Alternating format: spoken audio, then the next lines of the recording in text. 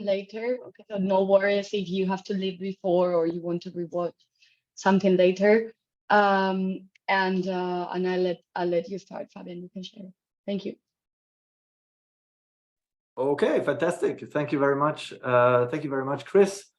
So I am now sharing my presentation. Please let me know if you see it. Yes, we can. Okay, fantastic. So as usual, session being recorded, we will share the slides. And then I want to reiterate like the Q&A part. So as you know by now, we like to have it interactive. We love when you ask questions. We appreciate it when you raise your hands. And so just feel free to do that. We have had a couple of very engaged participants, and that's been really, really helpful because we then know that what we are saying is relevant and that we are also answering to questions that are important to you. So anytime you can ask questions in the chat or just raise your hand. And if you're not speaking, then as usual, please stay muted so that we can have an uninterrupted experience here. Briefly about today's objective. So, we did 4 main blocks. So by now you have a better understanding of how you can present yourself on your Shopify store. You've seen how we've created the Shopify store. You've seen how we list a product. So we've covered quite a bit. What we have not covered yet is, once your catalog that you kindly provided to us or started creating and providing to us, once that catalog is online on your Shopify store, you're not at the end of the journey yet, because now you need to get traffic to your online store. I realize there's many among you that have been doing this. I know that there's quite a few advanced participants among you, so not all of what we will talk about will be new to you, but I hope that for most of you this will be relevant, and that there's a lot to learn from you. We have two things that we want to kind of dig in. Number one is like a more high level understanding the do's and don'ts of advertising when you have an e-commerce business. And then Rachel has kindly prepared some real examples of what she has been doing in terms of advertising. And as usual, that will cover a bit of the Caribbean context, so that we are not, talking about irrelevant products and scenarios. So that's the objective for today. As usual, we have 2 hours together. I have a few announcements, so I'll try to stay short, because we have our distinguished guest speaker, Mohammed Esfi, who will be doing the first part of the presentation, and Mohammed, I will be doing a quick introduction just a little bit later. But already, thank you for joining us. At 10 a.m. Thanks, Mohammed. At 10 a.m. we'll continue with Rachel's presentation of advertising in the Caribbean context, and as usual, we have questions, answers, and closing remarks. So announcements. First assignment. So I want to thank all of you for handing in your first assignments. I'm pleased to say that we now have a dozen of responses. I know there were a couple of emails going back and forth of people not being sure that they completed the assignments. That is why I should have the assignment open here. Okay. I'm opening it right now, and I can just give you the status briefly of where we are with the assignments. So you can see if you recognize your name, and those who recognize their name, those are the ones who we successfully received the assignment for. So if you give me 1 minute, I can check for you. Okay, there we go.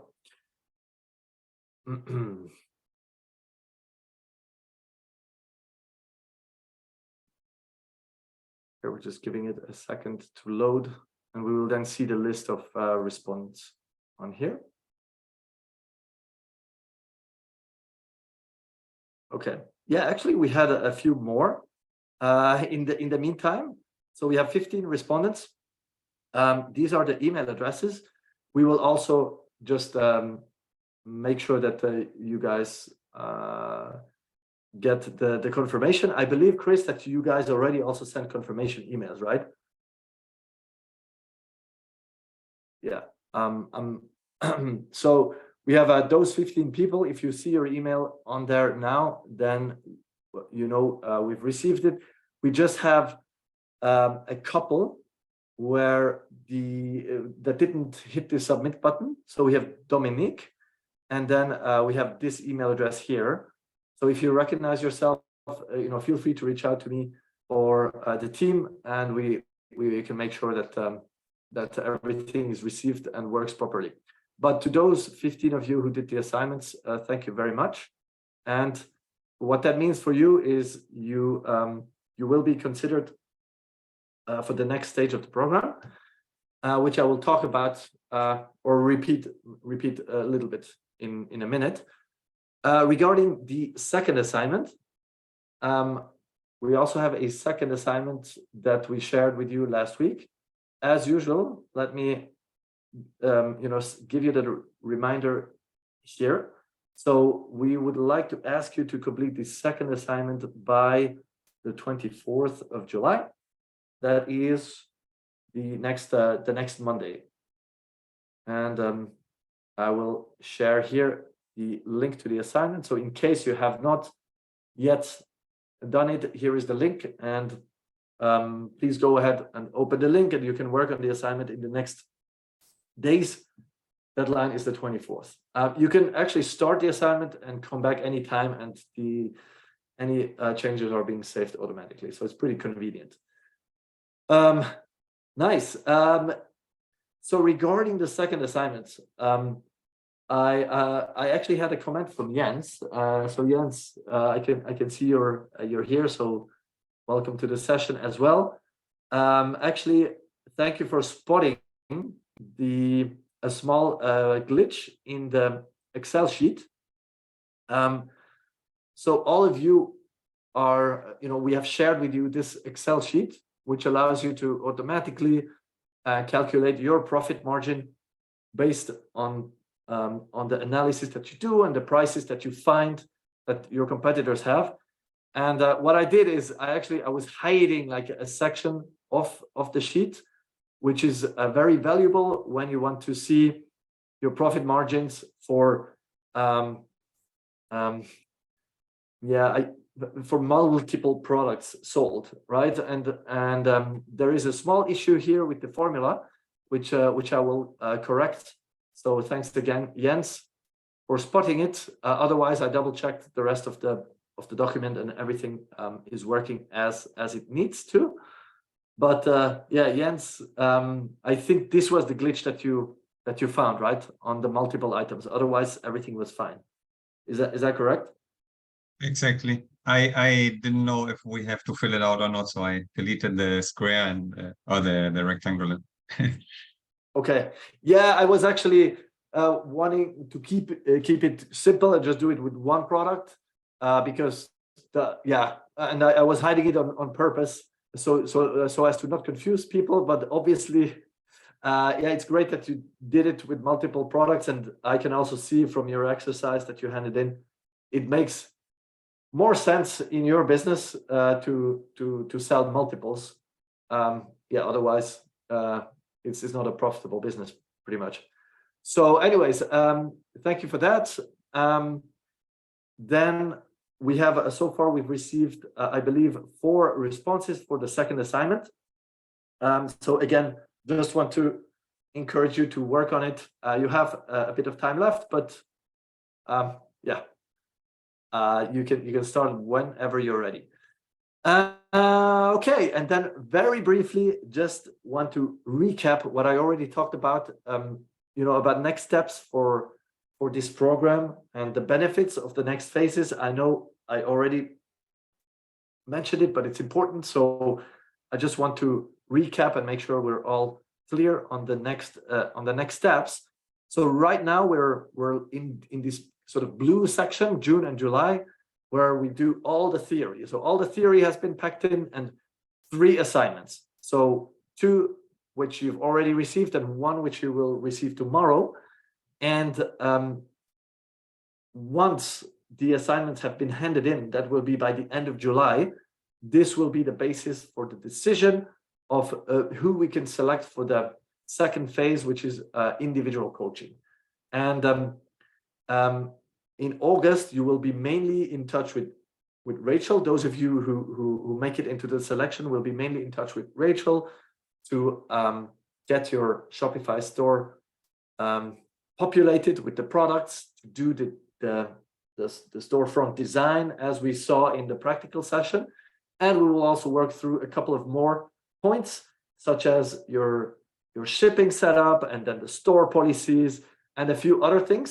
And this we covered tomorrow in the practical session. So the idea is that by tomorrow, you have a Shopify store that is,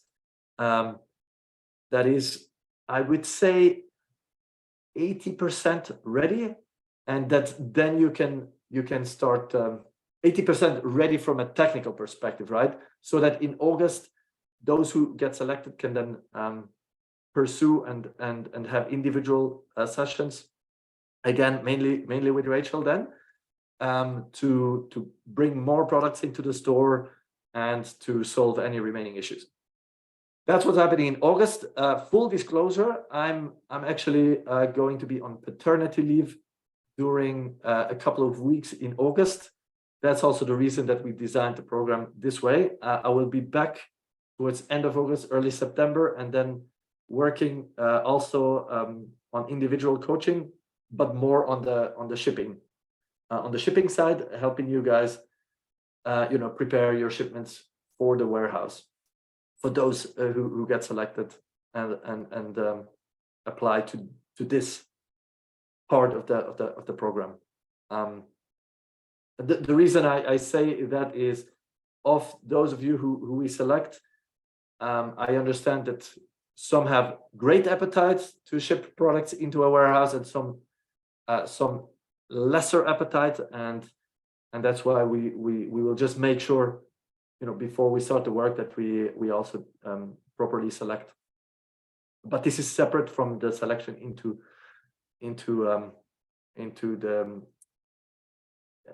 the July coachings, so to say.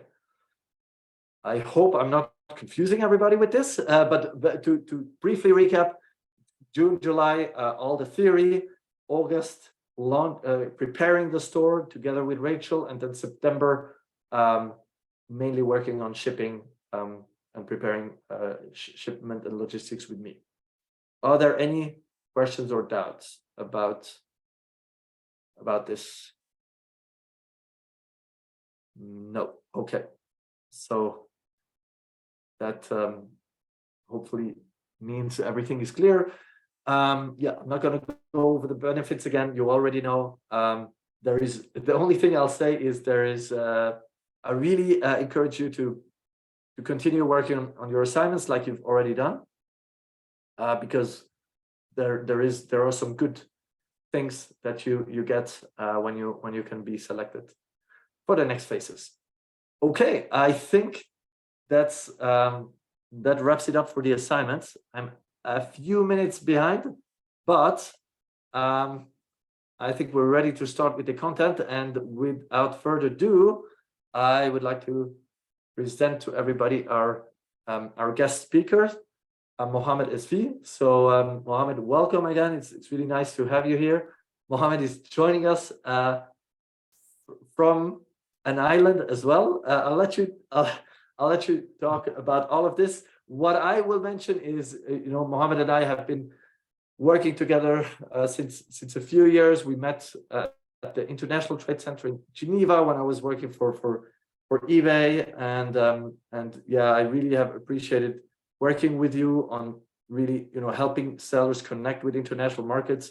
And I'm not going to mention all your positions, but what I can say is we have the right person with us today to talk about the advertising topic, and I'll hand it over to you, Mohammed, for maybe a brief introduction, and then you have the next 45 minutes. The floor is yours for that. So thank you very much.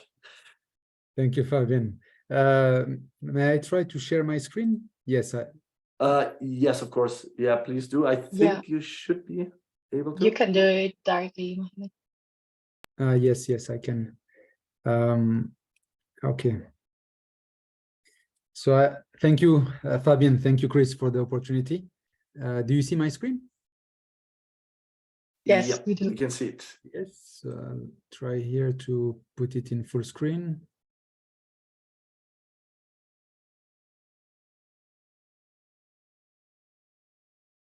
Okay. First, I apologize, Fabian and Chris and everyone. I'm in the middle of a house move, actually. We're moving luggages and stuff. So I try to prepare quickly.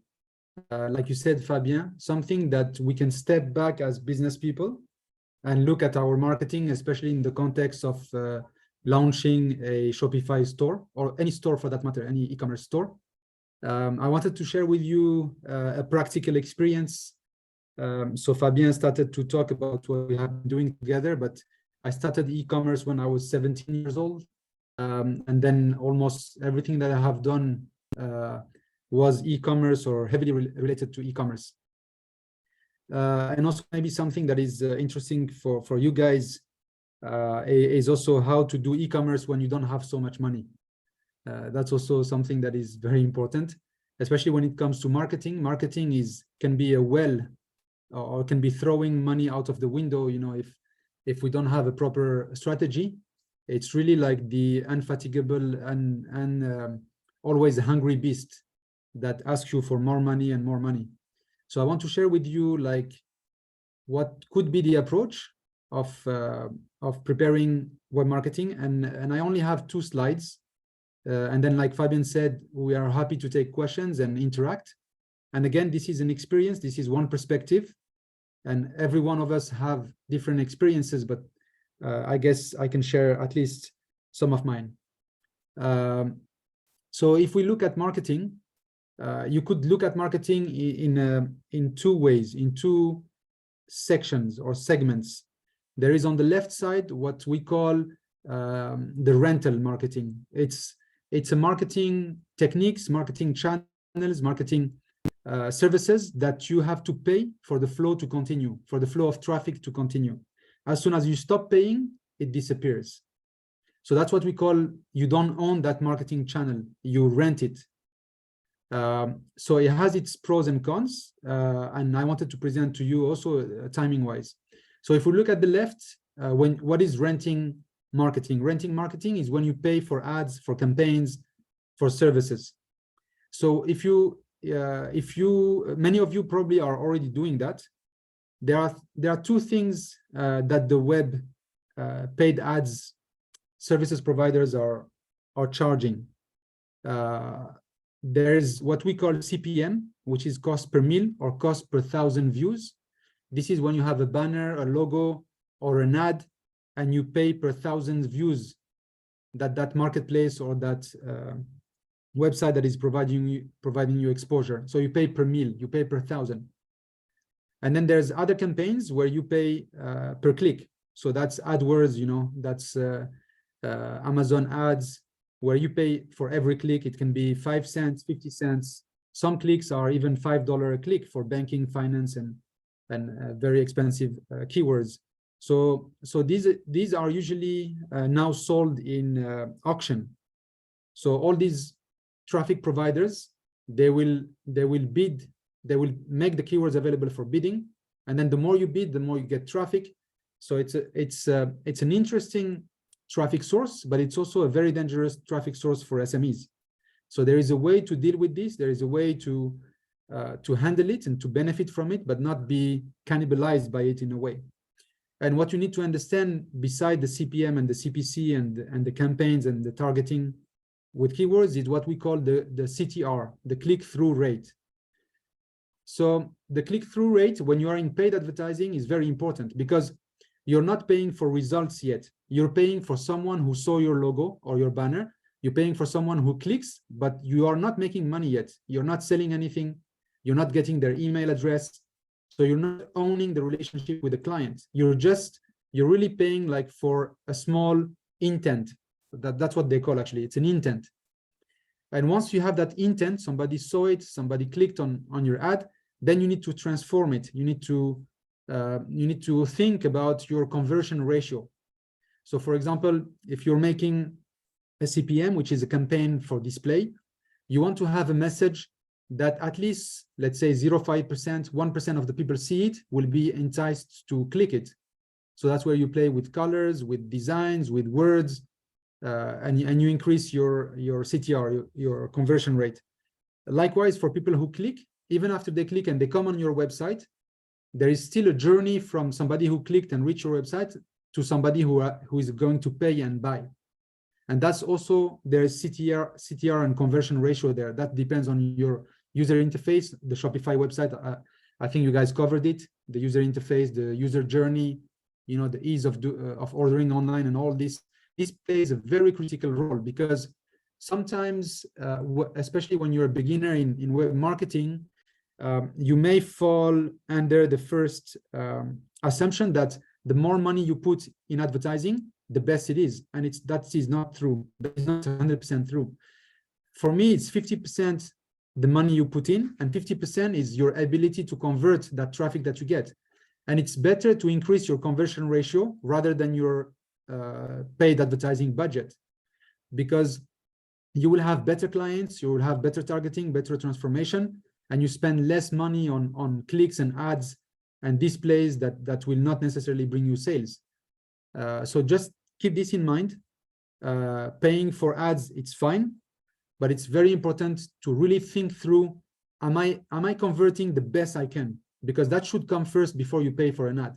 Before you launch a campaign, am I converting 5% is my potential? Am I converting 5% of my visitors or 5% of the people who click? So depending on what industry you are, depending on the channel, the conversion ratio can go from 0.1%, that's very low, to 5-10%, depending on how well your website is and your targeting. So that's for the rent marketing. You rent the marketing channel. And then on the right side, can I ask a very quick question? Yes, of course. Yes. On this, since you're talking about conversion, so just to paint a picture, maybe for those who are less experienced, let's say you have your Shopify store, and this will be top notch. It will look top notch to people who get there. It will be very easy for them to find your products and to make the purchase. Like Shopify is really good at that. But first you have to get the people onto your Shopify. So that's why you may run ads, like Mohammed just mentioned. So it could be an advertising showing a chocolate and having colors and saying, hey, come here to see my store and buy. And so you want to convert this in, you want this advertising ultimately to lead to you making sales. And so my question is, in terms of conversion, so let's say we put up advertising and we have, let's say we have 1,000 views. Do we have general metrics in e-commerce, just like average metrics? What is a good conversion rate for ads, for paid ads? Do you have any Yes, idea? Yes, it really varies about the industry. Some keywords, some stuff, are hotter than other, and it depends on the year. Like if you sell beach towels in January, there is no much conversion. But if you sell them in July, if you're in Europe, so it's really, it depends on the context, Fabian. But let's say if you are in the right timing, in the right place, at the right moment, you have to be, I would say, you have to be ready for a very low conversion ratio. That's the best way to put it. So in my experience, be ready for 0.5%. You have to be able to drive enough traffic to convert just 0.5%. If you do that, you're going to have success. If you put your hope that you're going to convert 5%, you're going to get a lot of disappointments, because the internet, usually for the CPM, on 1,000 views, you're going to get one click. or half of a click to 5 clicks maximum.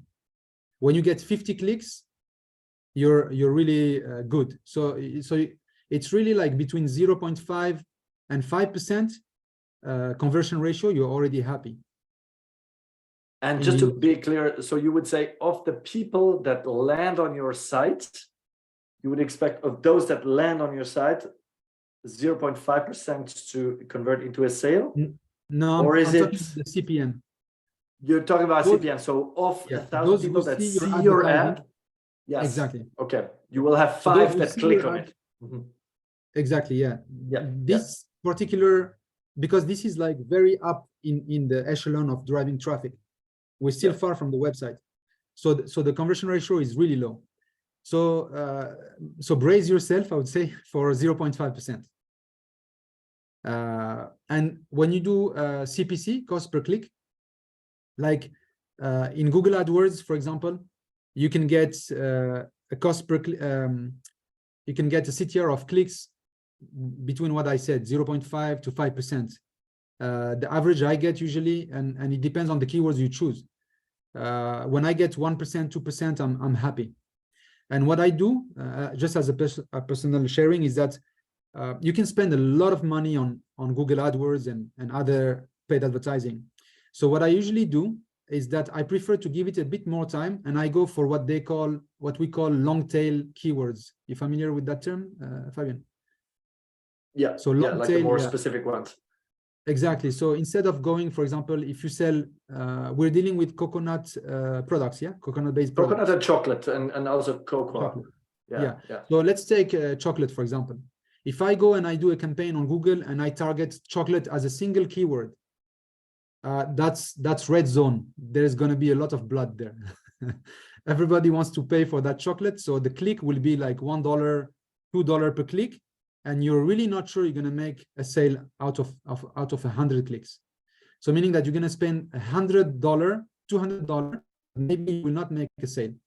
So what I usually do is that I will go for 2-3 keywords, long tail keywords like sweet chocolate or milk, something where there are 2-3 keywords that is somebody that is looking for something more specific, like you said, Fabian. So when you go for those, oh yeah, sorry. Yeah. In this case, like perhaps a Caribbean craft chocolate or dark Caribbean craft chocolate or exactly. Caribbean chocolate, 75%. Yeah. Exactly. Yes. Yeah. High content cocoa chocolate, and then the origin, like you said, whatever makes sense and is 2 to 3 keywords will be cheaper and more targeted for you guys. Don't go head front on one single keyword. It's really it's very bad. So that's the don't. I think you were saying the thing that you should not do. Yeah. That should be the red flag, not one keyword, but 2-3 keywords. It's reasonable and manageable. So this, Fabian and all of you, this is before they reach your website. Yeah. Once they reach your website, let's say you manage to bring 100 people on your website per day. Out of the 100, you're really good if you convert 10. That means that 100 people come on your website. I would say that one order per day would be a normal thing to have, which means that if you want to make one sale per day, you need to bring at least 100 people. That's the ratio. It's 1% to 10% maximum. So again, that gives you the idea on how much exposure you need upfront in terms of view and then click, and you do not have much control over what happened in Google Ads and Google search, but you have a lot of control on your Shopify website, like Fabian was saying. So what you guys have to really be careful with is that once they reach my website, I want to make sure that my website, first, it can load fast, because I can bring them, it costs me money to bring them on my website, but if I have too many videos and images loading on the homepage and stuff, they have to wait 15 seconds for the page to load, they're gone. 99%, 90% of the clients are gone, they will not wait. So you need to make sure that your website is fast. We can share some links on how to test your speed. That's the first bleeding from my experience. That's the first place where you bleed your clients. Can I briefly comment on this? And you might have good insights here as well, but from the from our experience and the research we've done before, I mean, we chose Shopify precisely because Shopify is really good at maintenance and making sure like all the technical details are taken care of, which includes site speed. So I just want to emphasize that and see if you maybe have also experience with this versus, you know, WooCommerce and others. On that point, Shopify is amazing. They're really very good at first, they have a very good hosting infrastructure. Second, they optimize a lot of things on the back end, but you know, so Shopify may give you a good tools, but you can turn it around and make it very slow. So it has to be, the site owner has to be careful. It's not because you have a very good infrastructure that it's not going to get slow. It's going to get slow if you're not careful, if you're uploading images that you did not. So Shopify can optimize to a certain point, but if you feed it like giant pictures that are not already a little bit optimized and not the right dimension, even though the optimization of Shopify is going to kick in, you will still be slow. So you have to be careful what you feed into your Shopify. But definitely Shopify is much better than other platforms in terms of speed. So there's a second point also that even when you have a very good tool like Shopify, is that you have to be hungry as a business owner. You have to really feel that it's painful to lose potential clients, because for me it's more of an attitude that you need to develop. So what I mean by that is that if I see in my analytics, Google Analytics or my Shopify Analytics, that I'm having 200 visitors per day and I'm not having orders, I have to beat myself up. What is going on? Why I don't have orders? Is it I did not put the right titles, the right description, the weight is missing, I don't know, something is missing in terms of product content, product information. Also, if I notice that there is abandoned carts, do I run after those abandoned carts and make them order? You know, do I call the clients? Do I email the clients? So it's really an attitude that can bring the conversion ratio. It's not only the technical side. Yeah. So we can dive into this on another session, but I just wanted to give like an overall picture. And you're already very good with Shopify. So this is the rented site. If there is any question, then I can move to the own it side of the marketing. Or shall we take the questions at the end? We can see if there's any questions. I mean, I will just let the audience know again, like if you have any questions, just again, feel free to just raise your hand and you can ask questions or put them in the chat. I also have one question on my end. So I think it's really interesting to get, you know, like an understanding of what the conversion rates are. And you mentioned before, you know, perhaps 0.5% is the rate that people will click your ads. So if we have 1,000 people, we'll get 5 clicks. So let's say if we want, and you mentioned like you know, let's say we want 100 people on the website. Yeah. So if I reverse calculate it, it means I need 20,000 basically views, right? That will give me 100 clicks to the website. So I will have 100 people on my website, and with that, I can get like a sale probably. So yes. So if that's correct, then what does it cost if you choose your keywords wisely? Yeah. You know, what do we expect to have to spend to get, you know, 20,000 people to see our ad? Yes. So I mean, I have a particular approach to this, Fabian, because I really don't like paying others for things that are not certain. So I know that there are different styles, but for me, like I told you, I would prefer to wait. Like I find 10, 20 keywords that are long tail, and I wait and I pay the minimum possible. So what I've done is that, you know, I go on LinkedIn ads, I go on Google ads, and I test them. I put what is the lowest bid that still can give me some clicks. So the minimum is usually like they're trying to encourage us to pay 20 cents per click as a minimum. Yeah, that's what this platform are trying to do. So usually I try to go for 5 cents, 5 cents per click, 10 cents per click, 15 cents per click. I do whatever. If so, it's the same with LinkedIn. LinkedIn, they want you to pay like 30 cents, 50 cents per click. So don't follow what the platform tells you, because the secret is that they have traffic to sell at the end of the day, you know. So they will serve the high-paying clicks first, but then of course they will take your money, because otherwise they will lose that traffic anyway. So that's how it works in the back end. So just know that, you guys, that don't go for whatever they tell you. Go for lower and wait and see if it brings clicks. If it doesn't bring clicks, then go for the advised minimum clicks. But that's what, right now, it's between 20 cents to 30 cents per click, Fabien, for a wisely chosen keyword, which for me is still expensive. Yes, if you're thinking 100 people that click, and it's it's 20 cents, then that would be $20 that we have to spend, right? And let's say let's say you make a sale, it costs you $20. How much profit margin do you have? It's probably eating your profit margin if it's a one. It wouldn't make sense. It wouldn't make sense at the beginning, but I the way I see it, and again, that's also really relevant for everybody on the call. Our goal is to help you get traffic and get new customers. And usually what I see in this business is, once you catch a customer, like it's not easy to get the customer, but once they found you, like they know you, and that doesn't go out of their brain, like they know you. And repeat purchases, this is something we can then encourage, and this is something that happens all the time. So somebody who found your brand and made us a purchase, that's a very valuable thing to have.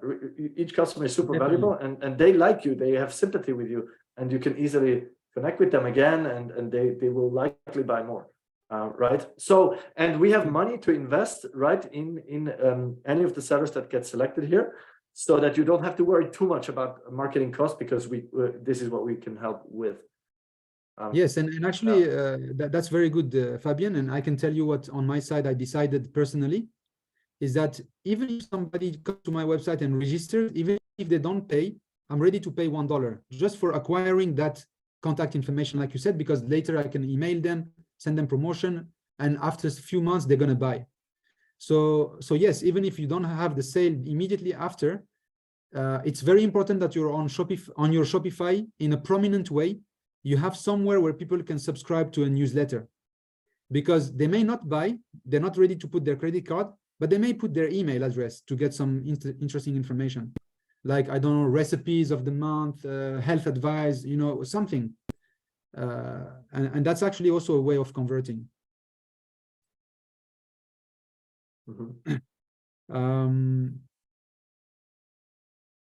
Okay, so that's for paid advertising. Shall we move to the right side? I think unless there's any questions, then we can move. And I just want to double check, actually, Rachel, if you're there. I know you will go into more details and like actually show ads and keywords, but so far, is everything making sense, or do you have any comments on your end on anything that Mohammed said? I mean, yeah, I think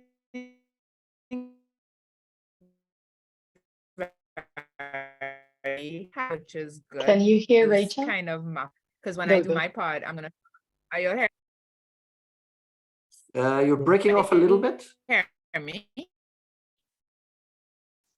Not very well. Can you maybe try turning off the camera? Let me just take off the camera. Yeah. I think it's better. I think it's. Rachel, go ahead. You hear me? Yes, now I can. Okay, great. Yeah, I think this is when I show the practical side, you're gonna see this being applied in a real way, and it will kind of connect the dots, because maximizing the traffic to your website, there's a number of things you have to do. So I think that really well. I'll show you all that application with your Caribbean business. So very good. Thanks. Yeah, thanks, Rachel. And I think just also I want to mention here just that we are here to help also in the longer term, and those of you who get selected, like all the things that we discuss now, we want to get you aware of it, or for those who already are familiar, to refresh your memory. But anything that we do here, like, we will be helping you with, right? Because at the end of the day, we want you to have sales, so we will be helping you with this, of course, with an emphasis on those who get selected. And so now you can just sort of lean back, take it in, relax. You can ask questions when you want, and don't worry. Like, we'll get back to you in a practical way and assist you in a practical way with these things when we launch the stores later this year. Mohammed, back to you. Yes, thanks, and thanks, Rachel, for giving more details later on, especially that you are in the same industry, so it will be very relevant data. So on the right side is more of a long-term marketing strategy, and it's how what are the channels or the methods that you own the traffic, meaning that once you invest time. So on the left side, you're investing money. On the right side, you're investing time. That's a little bit the split. So on the right side, things that you can own in terms of marketing. The first one that on the long term happens to be the most important is the content creation, the content-based traffic. So that's what you have. You have search engine optimization in there, SEO. So again, Shopify is pretty good at that. They have some very good structure. So if you put your content nicely, they will get you well positioned on the search engine, but it takes a bit of time. And today you have a very good opportunity, guys, is that whatever product description you already have on your Shopify, whatever, let's say chocolate or something, Blue Mountain chocolate, something like that, we humans are very lazy. For us to write 300 words, it takes a time, and but today you have really very good AI content creation tools like ChatGPT, Word Hero, so many. So what I advise right now is to have a nice balance whereby we as humans, we create 30% of our content, and then that is enough to give us that unique human touch, but then we can feed it to an AI and create another 70%, meaning that instead of me just making a description of 50 words, I will do my 50 words, feed it to ChatGPT with a prompt to enhance my description, and ChatGPT will give me another 300 words. Now I have 350 words. So 350 words talking about my product in terms of SEO, it's like 10 times better. Yet it takes 10 seconds extra. So this is really a big opportunity we have right now. Of course, the search engines, they will adapt, but we are at the early stage of AI content creation. So this mix works well, 70% AI, 30% human, or let's say 60-40, 50-50. Whatever you can leverage is a good opportunity. Another thing that you can do as well, that is content-based, is what we have done, Fabian, together. What at that time we called IRL to web, in real life to web, is that you want to promote a platform or a website, but you create a physical event. The physical event creates real content that creates buzz online. So it's called IRL, in real life. So sometimes we think about, I have a website, and then we forget about the analog marketing channels. Yeah, so that's still very important. You may find that going to a trade fair, going to an event and having a little booth, meeting customers, giving them business card, QR codes, it's actually very powerful. And it can get you a long way also, especially at the beginning. And also it allows you to create content or accumulate footage for content that you can later on use on social media, on blogs, posts. And then what I usually do when I have a website and I want to promote it, I find a way to create enough photos and videos and interviews and testimonials from clients. And then I do a schedule of 52 weeks of posting. Every week I post something. That's the best thing to do, is that you create enough footage and then you plan 52 weeks, one content per week. If you do that, you're already doing 90% of your potential in terms of social media and SEO. So once a week, I write one blog, I put one photo or one video, and I post it on my website. And after I post it on my website, I post it on social media. So here again, very important trick. Do not go and post on social media first, because they will own the date of publishing. So they will get the traffic from Google. post it on your website, on your Shopify first. And after you post it on Shopify, click that link, share on Facebook, share on, and then you share it from Shopify.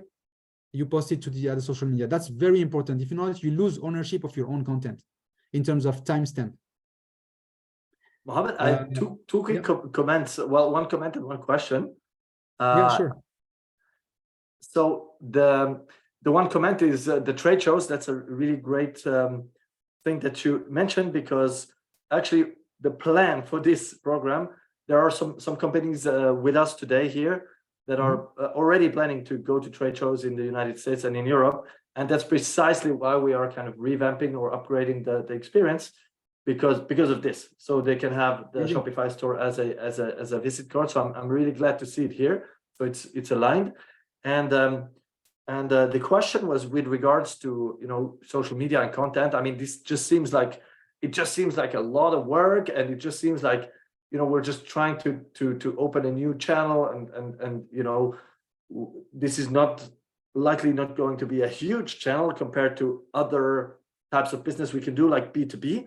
So is it really reasonable to to assume that small companies, individual entrepreneurs, SMEs can invest that time, right? Is that reasonable? Do you really recommend that? So I recommend maximum 1 per week. Yeah. Actually, as a maximum, because you're right. Social media is the lowest conversion ratio in e-commerce. Even you post every day, and it takes a long time and kind of a mix of luck and good skills to get a buzz, because sometimes it's over exaggerated, the success of social media, because it's a little bit hard to get sales out of social media, but for branding, for exposure, it is still very good. So I really suggest that it's good not to spend twice the same effort. Like, focus on your Shopify, create the blog article on your Shopify, you write the content, you put the photo, and then it's just one click to put it on Facebook. Don't do it the other way around, So this way, the same amount of time that you spent on creating your article on your Shopify, it's fed, so it doesn't take you too much.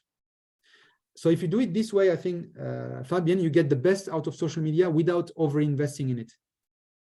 And how long are your articles typically? And can you also AI generate them? Yeah, definitely. Yeah, 70%, 30%.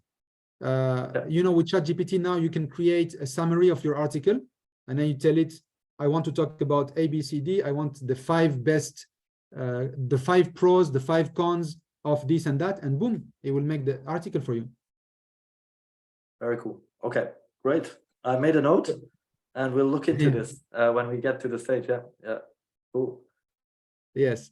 So and then you have, so this is the content based. Content based, I think, ultimately is very powerful, because it helps you on many levels. Because the most important thing when you want to sell to a client is to build the trust, right? And content has an amazing trust building effect. So if they see you at the trade fair, if they see clients talking about you, if they see articles, it builds trust. And that's hard to put a money amount on it, but it's actually very important. When you have a poor content, even though you have a beautiful website, but people do not see a cloud of content around it, you may be missing on your conversion ratio. It also, of course, it depends on the culture. You have target markets like the US and Western Europe, which is more of a minimalistic society. People want short, quick access to information. But sometimes, like if you look at China and Korea and Japanese, they like to read a lot. Like, they would read everything about your chocolate before buying it. They would read like 1,000 pages if they find them, and they will make a very, very informative decision. And those could be fantastic B2B buyers. So it's always safe to create content. So that's for the content. Now you have another approach that you also can own. We can call it reward based. So affiliate programs, or for influencers, you give them a commission, you give them a voucher code that gives 10% of their audience to their audience, and gives them 15%, gives 10% discount to their audience. Let's say influencer A with his channel name. People use that, they get 10%. An affiliate program is, the good thing about affiliate programs and loyalty programs is that you do not spend your money before you make money. You will only reward those people once you have money in the bank. So it's a safe approach. If it doesn't work, that's fine. It can only work actually. You're not losing money. It can only work.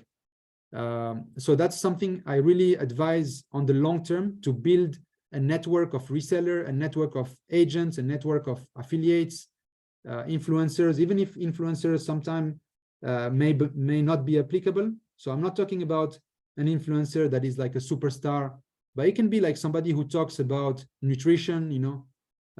It doesn't have to be flashy, but it has to be related to your product. So that's very important. And also, like you said, Fabian, the loyalty program is that it's cheaper to get a client to buy it a second time than getting a new client. It's much, much cheaper. So loyalty program, sending them a gift, giving them 20% discount on the next purchase, something like that. It's much easier to get somebody to buy 2 times, 3 times in a year, rather than trying to go and find another client from scratch. Yeah, I think I can make a quick comment on those 2 points. Sure, yeah, because Shopify has integrations like for both. So, you know, the ability to send emails with discounts and things like that to keep your buyer base engaged, like this can be automated quite easily. And also with regards to affiliates program, specifically influencers, there's also some interesting integrations. I don't know, Mohammed, if you've used them yourself, but there are some cool apps that I've seen where you can basically search influencers in your space, like say chocolate space, and then you can like filter down and you can reach out to them, and you can automate a lot of things, and I think that's also interesting for us to look at.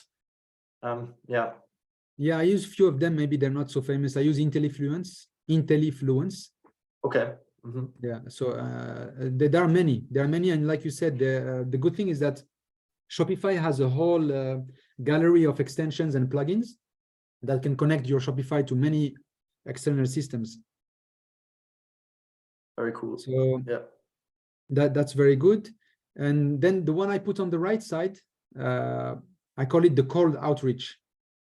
So that's more B2B. So what is the idea of cold outreach is that, let's say I have chocolates. So also, maybe can I ask a question to the audience, please? Sure. Like, or maybe you know them better, Fabien. Is it they're making more money from bulk sales or from retail sales? Or what's the target? Is it retail or wholesale? Yeah, I mean, we can also check in with Chris and Rachel on this. Generally, right now we're building a B2C business, but we do have in mind that we want to sell B2B. And actually, Rachel, maybe you can comment on this because you have your own business in that space. But my understanding is like you have your retail website, but you've also done quite a bit of B2B, and like that's been kind of helping you. Yeah, it's been a mix for sure. Because I think the types of products and anything in food, maximizing your channels from just B2C to B2B, because you want to scale your capacity to bring down those costs. So that even in the end makes your retail online store more profitable, because you've been able to kind of get value along all the channels. And I agree that your offline and analog activities support your e-commerce strategies as well, and vice versa. So it's important to understand your particular markets and things like that. So, but yeah, I think it's very relevant. Very good. So yes, Mohammed, it is relevant to talk B2B. We also, Chris has put in the chat, is asking who is selling B2B here. Please, in the chat, you can let us know if you do. If you sell B2B, B2C, just let us know yes or no. Would be great to get your comments. Ellen says she does both B2B and B2C. Right. Yeah. Very good. Back to you, Mohammed. Yeah, so on the right side, the cold outreach, I will just share one approach, especially when it comes to food, the food industry, packaged food and stuff. So if let's say I have a product that has a nice packaging and is ready to go on shelves and retail, I may want to do like Rachel said, I may want to increase my production volume and stuff, because all the costs will go down if you scale up your business. Storage fee goes down, production fee goes down, and everything you invest as a fixed cost becomes lower comparative to a single sale. So I would go, especially on LinkedIn, and I will find all the sourcing managers of companies that buy cacao, chocolate, or whatever I have. And if it's the US, if it's, for example, I would go like Florida, because I guess there is an easier way to land into Florida. And like my number one objective is that they need to know about my brand. I'm going to make sure that I blast an email and SMS and stuff to purchasing people from companies that do food that include my product. And we can talk about this later. But this is like, emailing is the dinosaur of web marketing, both emailing and SMS campaigns. Like a couple of years ago, people said social media is coming, it's going to kill emailing, it's going to kill SMS. No, it hasn't. These two things are still working very well. So you guys have to keep them in your strategy. That's it for this part. And then I have one more slide, which is a bit faster, which is how you plan the use of both type of marketing vis-a-vis your launch date. So if there are questions, please let me know, Fabien. I don't have the chat open. Okay, yeah, I'm monitoring the chat. I'm just seeing a couple of responses from Helen, Nadine, Maria, Ellen, who are basically all saying that they're doing both B2B and B2C. Very good. Yeah. Very good. So maybe I'll say one thing that is very powerful for you guys when you do both B2B and B2C. So do not look at B2C and B2B as a separation. It's trade. It's a single thing. You sell to someone. So because I think it's dangerous to split it into two and say that I only do B2C or I do more B2C than B2B. It's actually, at the end of the day, it's going to be a human that is going to buy from you. Whether it's a B2B or B2C, it's a human buying from you. And you want to nurture that H2H, it's called human to human. That's very important, because you never know a guy or sorry for the guy, a person is going to buy 2 pieces of chocolate from you. You do not know that this is the sourcing manager of one of the biggest chocolate factory or retailer in somewhere. So you cannot mistreat a consumer, because you don't know if that consumer is actually a consumer or a big B2B buyer. You don't know technically. He will order with his personal name or her personal name and end up it's actually a sourcing manager. So be very careful not to separate the two. It's really about the human. Give them a good experience, whatever they order, to make sure that you don't miss on them being a big buyer. So that's called B2C to B. You use B2C to attract B2B buyers. And the important point here is that, like what Rachel is doing, is that when she puts her product on retail, she's preparing her negotiations with B2B buyers, because if I can retail my chocolate at let's say $30 a kilo, there's no way you give me $5 a kilo or $2 a kilo, because consumers are buying my chocolate at this price. This is my price. So come somewhere where it's a win-win with the B2B buyer. Because if you don't do your own brand, if you don't position your own pricing in the retail market, the B2B buyers, they really behave like sharks. They will give you a few cents. They will give you the low dollar on your product. So that's very important to have retail. Even if let's say you're gonna make money from B2B, 90%, still that 10% retail is gonna bring you better B2B. That's what I want to explain with the B2C to B. I hope it makes sense. If not, we can also cover it later on. I think it makes sense. I actually mentioned this as well earlier. Yeah, the fact that it just helps your negotiation position when you have a really nice story, you know, and people can see you've sold and people can see you have a brand, like that's impressive, and it just puts you in a way better position. Indeed, yeah. So if there are no other questions, maybe I'll finish with the next slide. Let me know, Fabien. Let's go to the next slide. Yeah. Okay. So now in terms of timing, and again, this is just one experience, one perspective I'm sharing with you guys. But here is how I have done it so far. I have been doing it, is that you have a launch date for your website. Now, the reality is that on the day of the launch, the only way to get traffic is to pay for it, because the website is not known. So you don't have much ways to create traffic unless you do paid advertising. So the CPM, CPC, and you bring traffic by paying for it. That's necessary. But what I'm trying to show you guys here is like, let's look at it on a 1-year frame. What do I need to do? Where do I need to go? So that the paid advertising doesn't hurt me on the long term. So this is how you could look at it. 3 months before the launch, you start creating content. You start, your documentation, your product listing, the photos, description, titles, the net weight, calories, nutritions, creating some articles. This is 3 to 6 months even before you launch, because you want to start creating some kind of some mass and some activity. Because even if you pay for traffic, you cannot bring somebody to a naked website or a poor website with only one blog article we're launching today. So that's why you need to start the content creation 3 months before, knowing that it's not going to bring you traffic on the day of launch. It's going to bring you trust building, and that's also very important still. So that's what I would advise. Start 3 months in advance.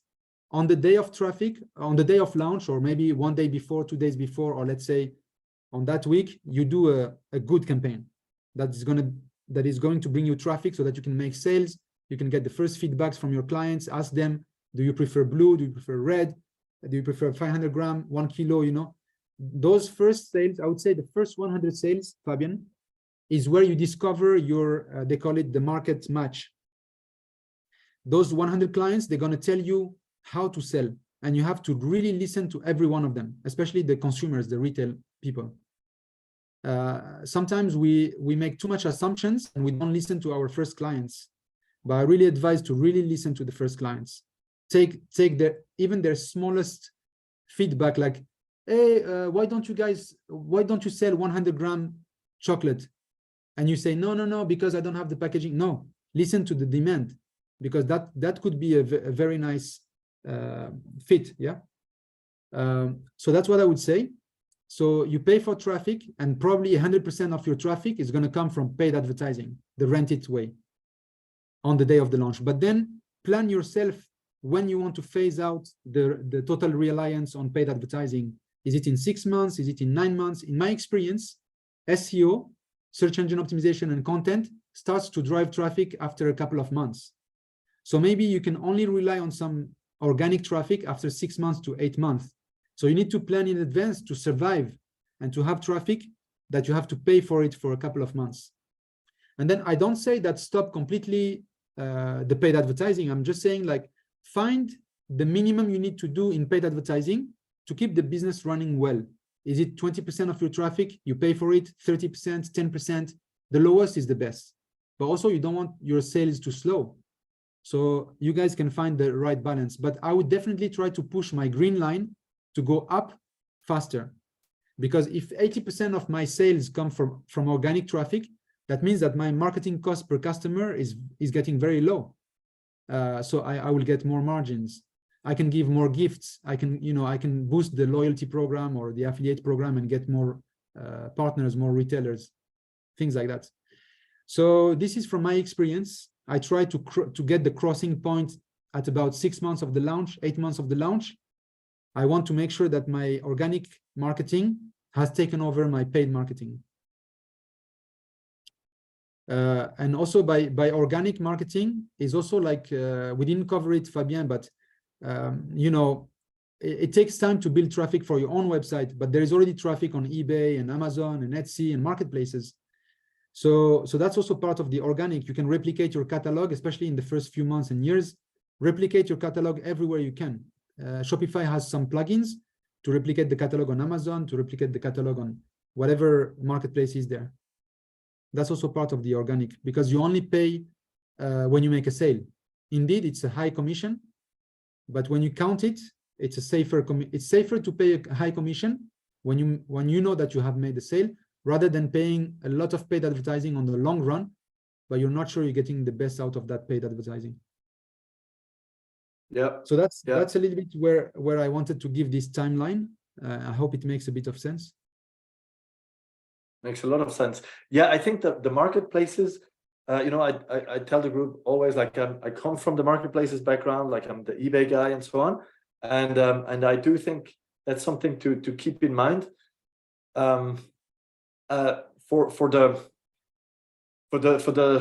the mid and long term, I would say. Yeah. And I think what you mentioned here, like this is very useful. Actually, the fact, you know, that at the beginning we rely on the paid marketing, like there's no other way. And yeah, as we invest in getting this recognition, getting our reputation, only then, like, the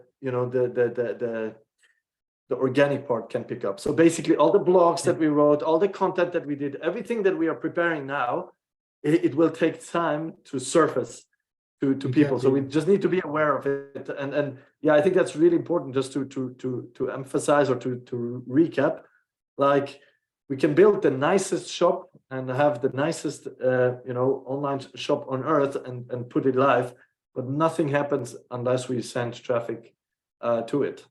Yeah. Exactly. Yeah. Yes, and also, like, you can. I don't know if you covered it or if you're going to cover it.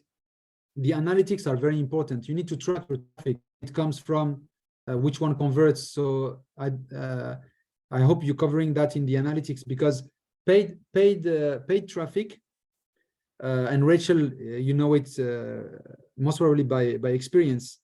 You can track which keyword actually make you more sales, because there is even just with Google Analytics, you can track from a click on a given campaign to the sale on your Shopify, and you know that this sale came from this keyword or this campaign particularly, and then you start to know which campaigns and which keywords are actually bringing sales instead of just traffic.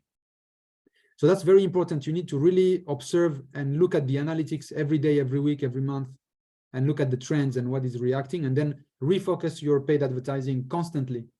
And the paid advertising, how you call it, behavior changes, like you have a completely different dynamics in November and December with Christmas and stuff, and sometimes you can make 80% of your sales of the year in those 2 months. So you have to, like, really observe that. You also have, like, Valentine, which I guess makes sense for chocolate. So you need to be very careful. Mother's Day probably is also good for chocolate. But study the time, the events that happen, and the things that are related to season and time. I think I can talk a lot, but probably we reach both our time limits. I need to go it's back perfect. to Yeah, the house moving. It's perfect. I think we're right on the hour. It's 15 past almost. I just want to check. Are there any questions for Mohammed from anybody? Okay, I'm hoping we haven't lost you here with too many technical details. I think. Oh, we have a message. Okay. Yeah, someone was also asking for the link to the assignment again, so that's good. Cool. So if there are no questions, I don't know, like, Rachel, from your end, maybe anything before Mohammed takes off? Or no, can we let him run? No, I think it's a great starting point to lead into what I'm going to speak about. Now I'm like, did I share my slides with Mohammed? Because the content really does align really nicely with how we would have used some of these strategies to grow our e-commerce store in the Caribbean. So yeah, great job. Thanks. Very cool. Thank you. We also have Maria saying thank you. So I would say then, well, thank you very much. Yeah, Mohammed. And yeah, good luck with the house move. Can you tell us again where you moved to? So you were in Rwanda before, Oh, yes. in the Yes, I was center of in- Africa, and now? And now in Mauritius. Wow. So it's a little bit, it looks a little bit like your background, Rachel.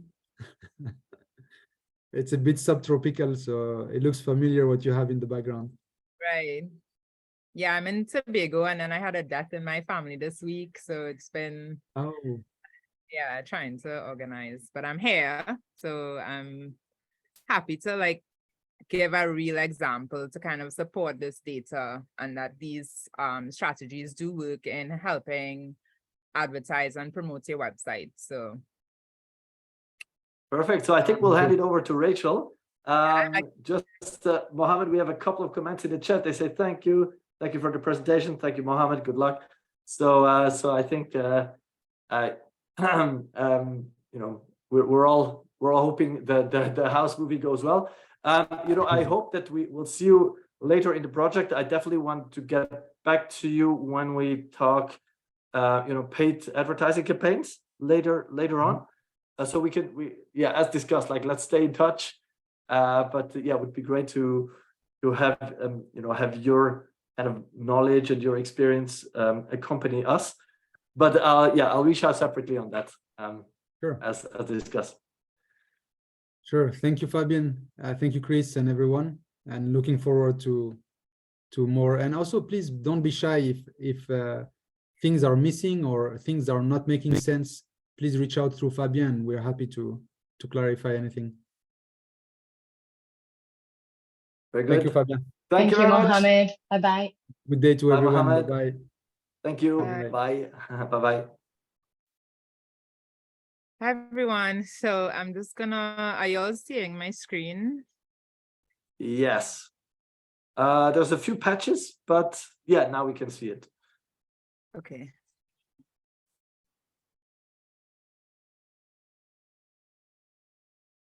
Okay, great. So yeah, just to support what Mohammed would have mentioned, I want to share with you all some key tools that I found helped us attract customers to our store in Trinidad and Tobago, and the foundational growth for your e-commerce platform, and just explain that you need that foundation, and then you sort of build and layer these advertising strategies on top of that solid foundation, right? And I'm going to give you all a few strategies that we use: Google Ads, display ads, social media, and SEO, right? Search engine optimization. So what types of strategies we use. And I'm just going to go through how we use it, how we maximize on it, because again, you're basically, when you're doing advertising for your online store, you're building this out, you're rolling out your entire plan. This is only you can do this. So it's very important to have those foundational stuff before you go through. So as you all know, I'm the co-founder of D Market Movers. We're an online delivery service of greengrocer items in Trinidad and Tobago. And we would have launched in 2009. So we've been doing this for 15 years. Out of that, we've had a number of brands grow out of that initial business.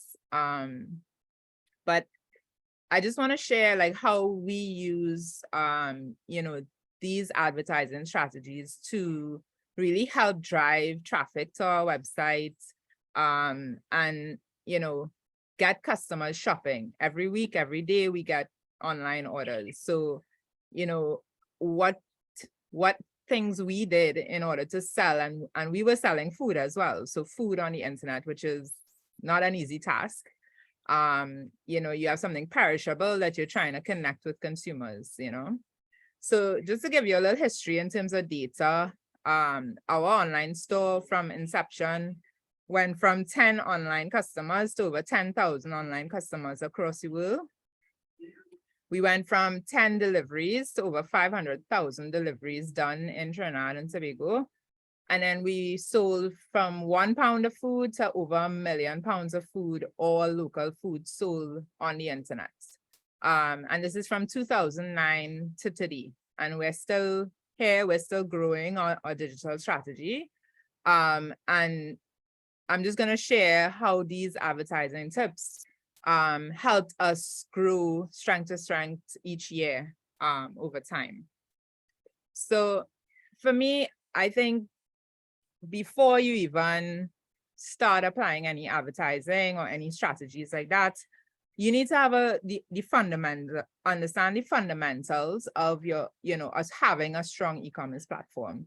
And you want to just audit yourself quickly. I'm always like, audit, where is your business at this stage? Does your website currently have a trusted and secure networks, right? So where, customers can feel confident, they can come to this website, it's safe, their data is not going to be stolen, and it's going to be protected. So building that trust with the consumer that, you have your badges, you have the important regulations to have a trusted and secure website for your customers, right? You need to have engaging content, of course, because, high-res images, but not too big, video relevant content for your sector, really engaging content that is going to get people to stay on your website, right?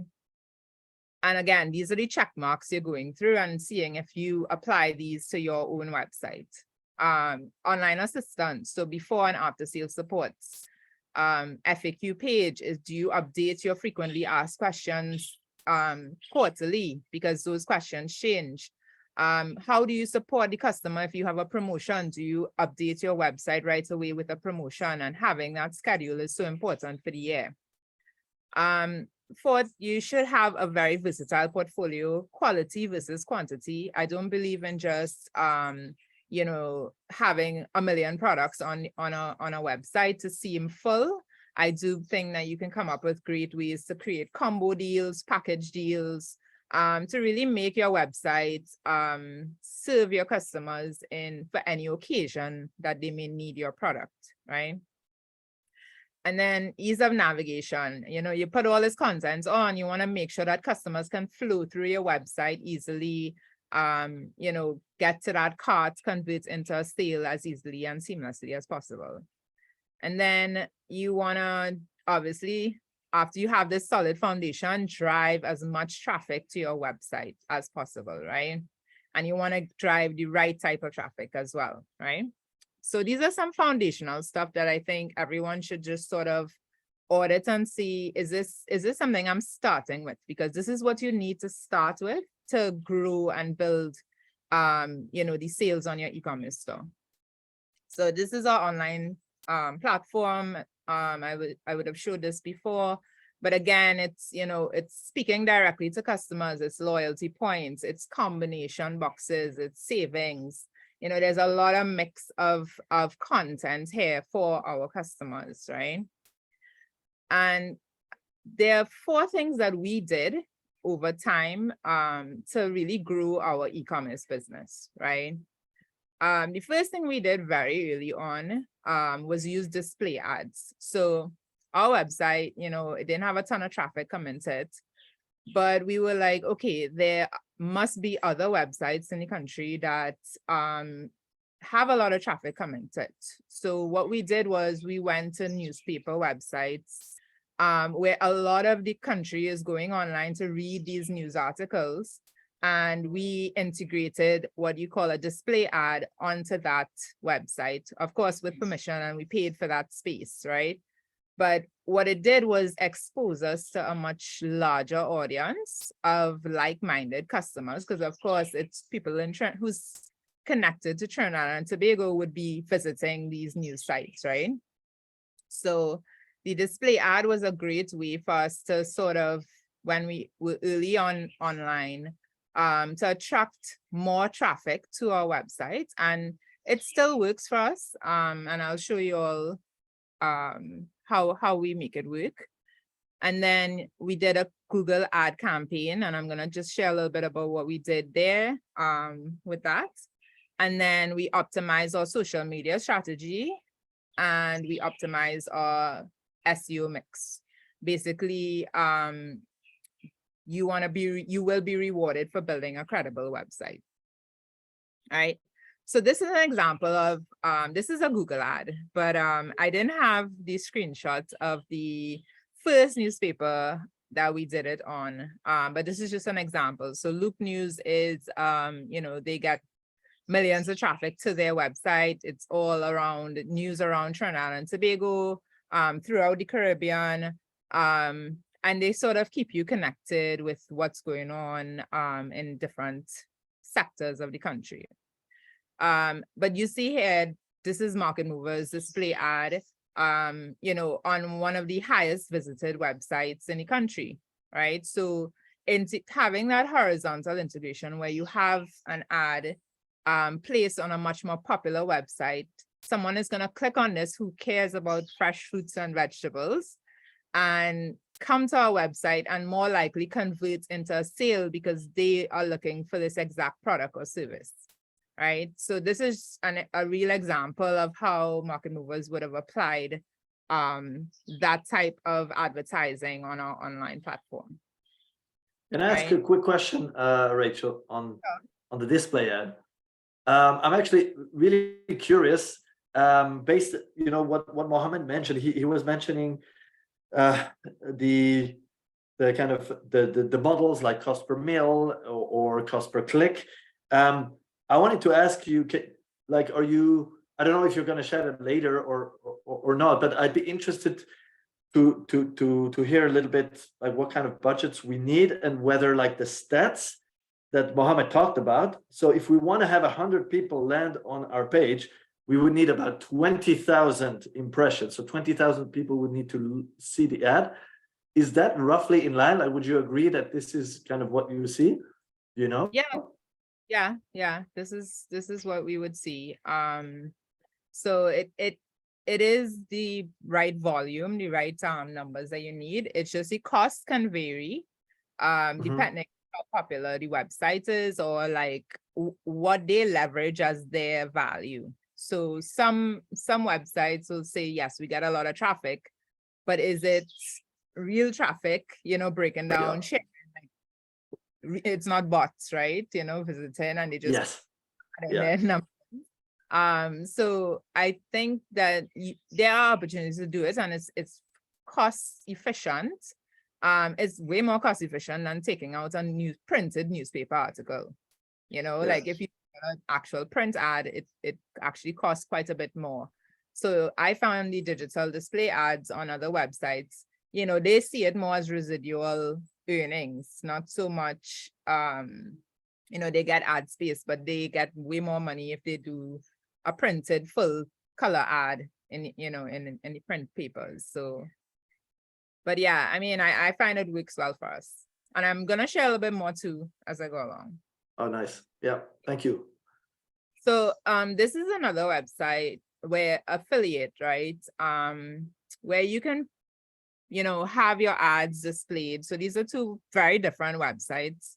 One is Trinidad and Tobago Business Development Limited, and they do like to boost tourism in Tobago, right? So the platform was built and designed here with our company, but we were able to see that anyone in the Caribbean now interested in these subsidies or these opportunities to grow your tourism business, they're all driving to the site, and it's such a specific group of customers, persons in Tobago.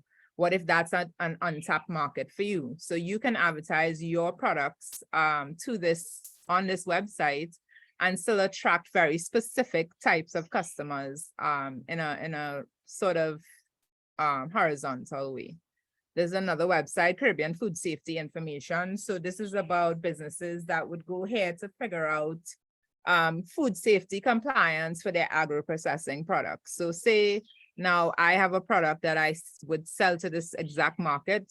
Yes, I can put a display ad on this associate website to just get more links back to my website, right? So this is just two very specific examples of websites that exist right now that, we saw as opportunities that we could have marketed to that specific audience. And Rachel, we have a question from Ellen. Can we Can we throw it in? Yeah, sure. All right, so Ellen's question, she's asking, so how many full-time employees are working on keeping the digital presence up and running for market movers? I guess, how many people do you need to run all these ads and keep this running? So it's in total, it would be 4 persons because we have a designer, a lead designer who would design all the content for what we need. Then, and he's also copywriter and those things. Then you would need a very technical security IT type person. So that person manages, all the technical, the risks, those things. And then we have a consultant part-time who helps us with all our SEO optimization, Google Ads, managing Google Ads and stuff like that. And then of course, I oversee a component of it as well. So, I mean, it's about solid 4 people to really manage all of it first. And we still not maximizing fully. And there are external plugin services, software that would help you, enhance your advertising and marketability online. But I just found this works for us. Got it. But you guys are relatively big. You mentioned like £1 million of products sold over the last, I guess, 15 years. But still, it's a sizable business. When you started out, what did that look like? When you just started out? Yeah, it was an online. At first it really didn't have a lot of information on how to really market an online store. I mean, e-commerce is, it's an adjustment, and especially in the Caribbean where, we're sort of sometimes later to adopting technologies and things like that. So, it does take time, but I found like some good ways to navigate that. Right. And in other words, I guess, like, if you don't have the resource to hire 4 people to do advertising, can you do it without 4 people? I think that's the question a little bit for many people. Yeah, so when you start, you don't have 1 million people coming to the website. So you can start with just you, listening to these presentations and applying some of these strategies to start just enhancing on what you currently have. And again, the foundational stuff, it might just be you auditing and creating, what is it that's unique or special about my product or service into the market that I'm going into. So I think it's important to do that. Yep. Got it. And Ella just responded and said thank you. Yeah. So anybody else who wants to ask questions, just shoot. Yeah, sure. So this is like a Google ad that we would have used in different campaigns. So around COVID, we were a very high demand service because we were, contactless food delivery. So we became more or less an essential service. So we started marketing, food safety, wearing a mask and those things so that, we need to build back trust in the marketplace, that people could trust and still use our food service, during a time like that. So this is one way we applied. And again, Google Ads, there are a number of benefits. I've found it very, very impactful for my business. And what it does is really just satisfy your customers' needs. These search engines, basically, they want to answer the question, what people are searching for. And if your website actually solves a problem, I need this gourmet high-end chocolate that's from this particular country, and they search that, is your website going to come up first? And there are lots of people out there like that who you could be tapping into, right? So you're able to satisfy your customers' needs, which I think is so important. You get to manage your budget. You pay per click. There's bidding. there's a lot of cost saving ways on how you can manage your budget. And of course, you can also just set a budget, right? And it won't go beyond that for the month or day, you know? So third benefit for me, it was campaigning your goals, right? So speak to any occasion. So within Google Ads, you can do different campaigns where, you know, but there's always a goal attached to it. So is it that you want, so we're e-commerce, but we recently launched a click and collect store where you can pick up your order as well. And we found that, you know, we needed to drive now, we had this physical space, we needed to drive walk-in sales. And you can use your Google Ads to drive that, to get more people to know there's fresh smoothies right around the corner from me. And that's a great way to grow one part of your business. Now that's obviously not e-commerce, but it's an example of if you do evolve or you grow your business, you know, how will you treat and transition within those different occasions, right? And I find Google Ads, you can be so specific and speak directly to people, you know, if it's, you know, cricket in Trinidad, or if it's, you know, carnival and wherever, you know, you can create campaigns in your Google Ads that will be so specific and capture the right audience, right? To get that conversion. And then the last benefit for me, I found is, you know, you get to target your exact market. And again, your customers help you. They tell you what they're looking for. They ask the questions, right? Every question they ask is because it's not, maybe you're not solving that problem. Now, you don't have to solve every problem, but if you see value or you see an opportunity to maybe say even, you know, a simple thing like upgrading to gift, right? Gift wrap. We started doing that maybe like 7 years ago. I mean, we always did gift baskets, but just the added gift wrap. And, you know, for just a couple bucks, a customer could, you know, just add this fee, and, you know, their order will be presented nicely to someone they care about. And we're able to upsell, we're able to get more value from each transaction just by adding that type of add-on during the checkout process. So letting your customers help you, letting them know, you know, and that came from one customer saying, hey, can you gift wrap this to me? And they just sent 10 US extra, and they said, okay, just gift wrap this because I need it to go as a gift, right? So there's opportunities to target exactly your market, and listen to your customers is going to help you get even more and more specific. Rachel, can I briefly ask, I'm not fully clear on how you got this information from the customer. I mean, this is seems like something hugely valuable, but where did you get the information from the customer? Is that after, so you got a customer from an ad, they went to your website, did a purchase, and then they were then you collected the data? Is that how it worked? Or you collected they have to come. Yeah, they have to come to your website first, and those who explore, you can see, okay, what did they view? What did they click on? Yes. You know, what did they add the cart but didn't complete the purchase for? So maybe you don't have enough product information on this product, and that's why they didn't feel confident to order it. So there's so many layers. Yeah, so you can capture data. Once you have an e-commerce store, you can capture data at any point on that path to purchase, right? Even and after sales support and all these things that come with it.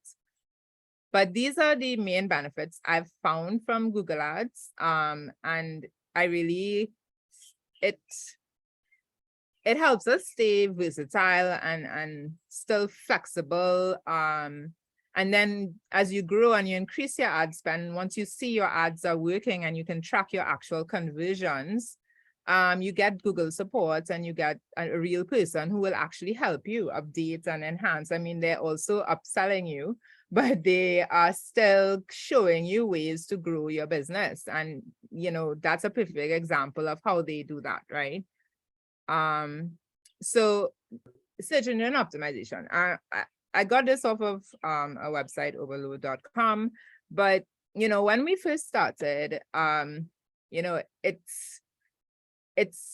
we were like, what's this? SEO just seems so vast. It was so many things that you had to do, and it just felt very overwhelming. But the truth is, the same thing I said with the foundational stuff, if you have a good foundation for your platform, for your e-commerce platform, like you can you meet the criteria to access more markets, let's say, right? So you have good content. You have enough content so that if someone searches, you know, gluten-free chocolate in Haiti, you know, what would come up first? You know, what product would come up first? Would it be yours? Right? And by having the right content on just your product description, just using those words, and bumping them up as well, there are other strategies you can do.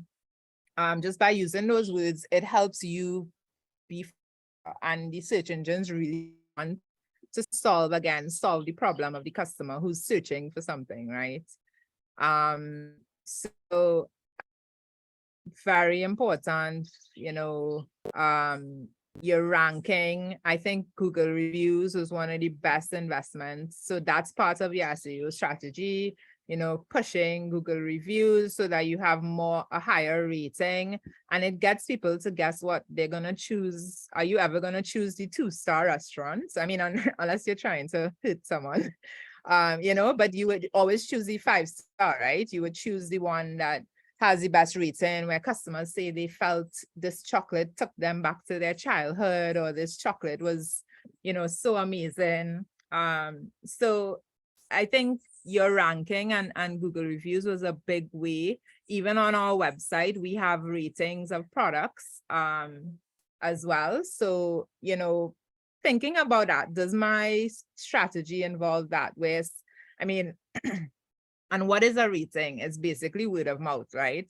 And word of mouth is the number one way we, you know, get sales. Someone buys something and this is amazing. They're going to tell people they care about, who probably have similar interests about you and about your product, right? Then can I ask Rachel about the ranking?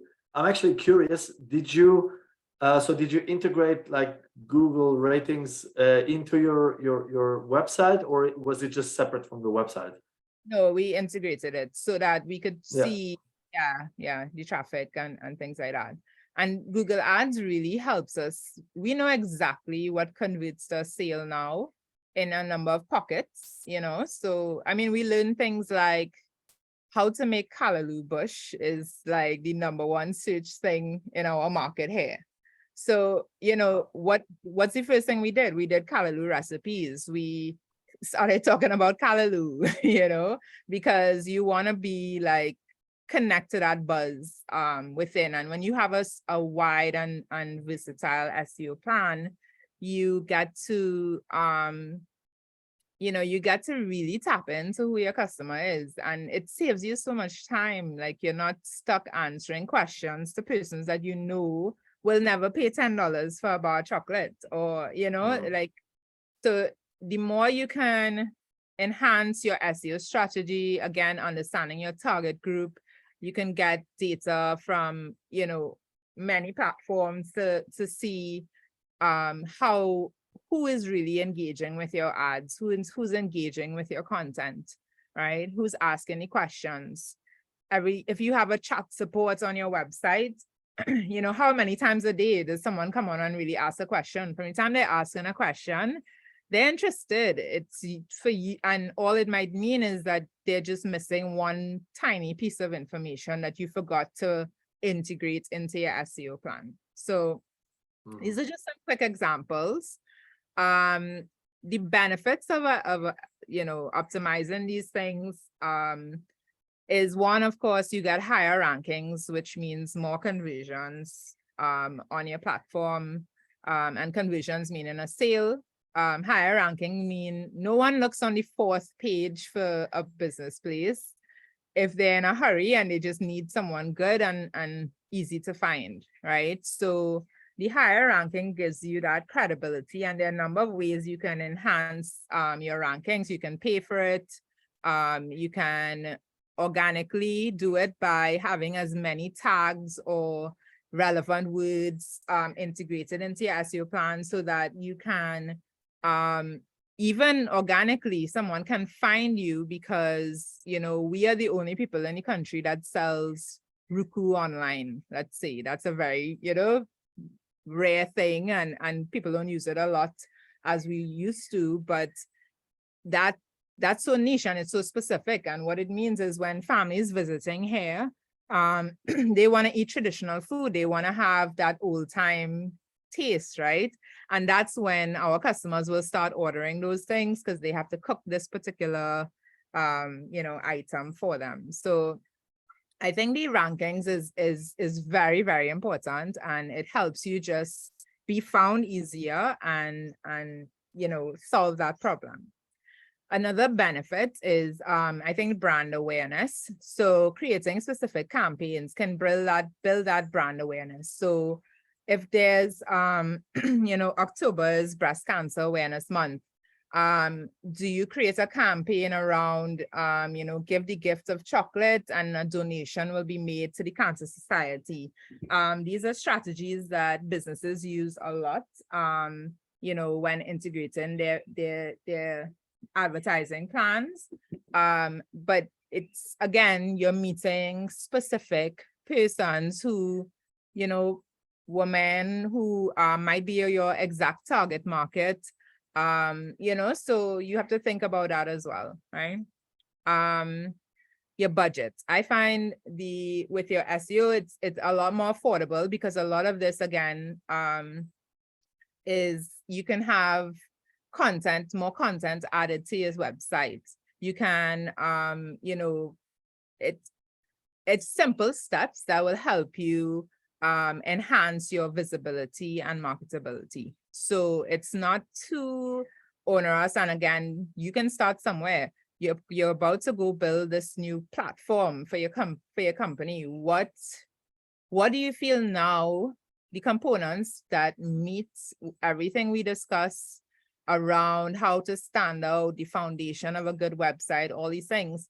Do you feel what's missing currently on your current platform that you will want to integrate into that? If you don't have a website at all, you know, that's even okay, because you get to start from scratch, in a sense, from your social or any other digital strategy you would have used. So the budget, I think, is a lot more affordable, because again, there's some quick low-hanging fruit wins that you can do. As I said, Google Maps, pinning your business on Google Maps. Even if you may have a shop locally where you are, it still connects people to your online store, because that person who may have stopped by will forward it to their aunt in England or London and say, this is a great brand, you can order online and have it shipped right to you, you know? So don't think that things aren't connected in that way. And last, I think for SEO, the benefits were linking you directly to your customers. As I said, this is the number one thing you want. When our customers come to our website, they coming for safe food that's conveniently delivered, and that's it. You know, that's the core of what they need and what they want, right? So with some seasonal local fruits integrated, so we know what our customers, you know, what's the problem we're solving for them. So linking directly to your customer just saves you a lot of time and effort having to convince someone. And then you can keep those customers through loyalty programs, incentivize them, you know, get them to invest even more into your website. Rachel, there's a question on the chat from Ellen. Ellen, thanks for asking the question. So the question is, Rachel, do you have experience in offering gift cards? Have you done that? Yeah, so we do lots of gift cards on our website. So someone abroad can buy a gift card and give it to someone here, and they can then go to our website and buy whatever they want for the value of the gift card. So it's a great, like, obviously there's peak times like Christmas, Valentine's, Mother's Day, as Mohammed would have mentioned. So it's you know, it's mapping out for the year, what does your business look like in terms of sales and process? Is there a seasonal time when you bring out a type of chocolate that contains sorrel or hibiscus leaves, and only when it's in season you do this small batch? Then you need to create a campaign around that, building up to that point, right? And you kind of could get bogged down that, okay, I'm not seeing any numbers right away, but it builds. Trust me, you just have to consistently keep building on it. Whether you have $1 US a day budget, it doesn't matter. Keep building on it, right? So, and you get to target market engagement and data when you build. So we're talking, sorry, moved on to social media, right? So quickly, social media has, everyone knows there's a number of benefits. You can build brand recognition, you can target market engagement and collect data from your followers. And then you get increased website traffic because it's yet another channel in which someone can get to your website or get to your platform, right? And this is like my last slide. It's an activity I like to do for social media, which using social media within your SEO or your optimizing your e-commerce store and using this as an advertising tool, it doesn't make sense spending money speaking to an audience that may not be appropriate for your target market, right? So this is where I like to do this activity where you're connecting your brand to your digital platforms you are present on, and then connect your target audience to the examples of where their demographic may exist, and analyze whether you're speaking to them on your appropriate channel and how you can adjust your storytelling to apply these digital opportunities.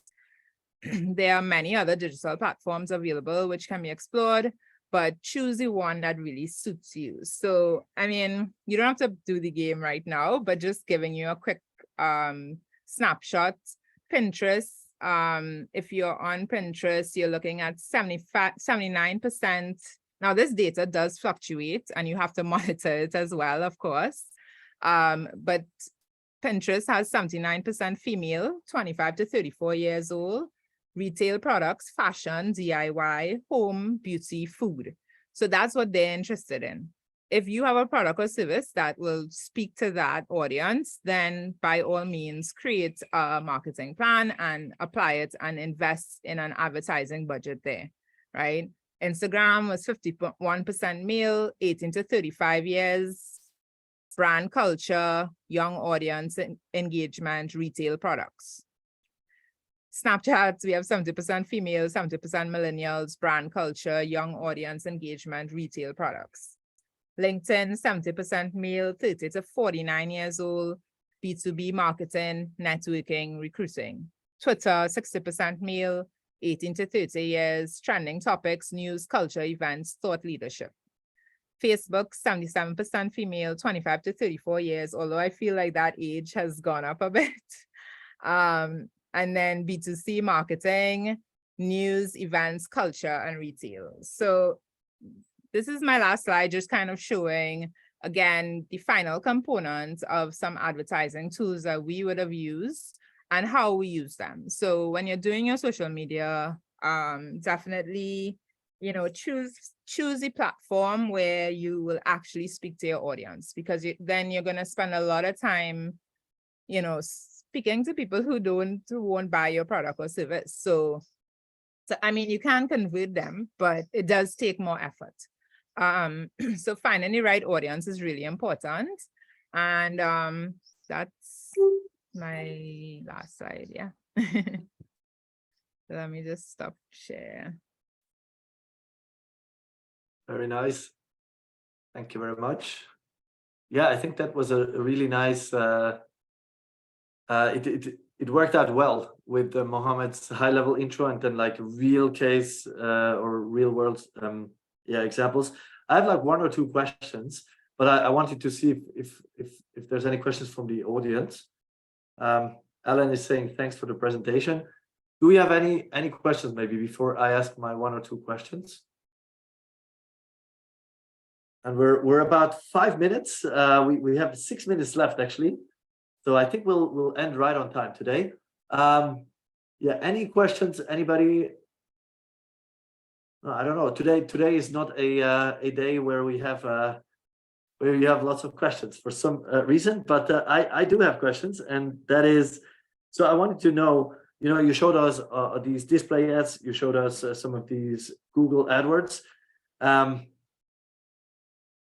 Yeah, in terms of what are like marketing budget, like, are you willing to share a little bit about kind of what you spend, or what you would, I would say, what you would advise companies our size spending?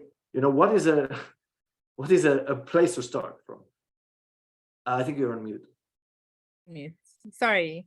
I actually think it's counterproductive sometimes when you tell someone a budget, because you really have to, I mean, you're going into this and you're saying, you need to say, okay, out of my sales, if I want to take 3% of my profits and invest in advertising, you put a budget aside, and you know where your cap is, right? So it can range based on, you may want to start with a bang and run a really intense, solid campaign for 3 months, and it's going to cost you a lot the first 3 months, and then you can spread that out over time and up it during your peak periods, right?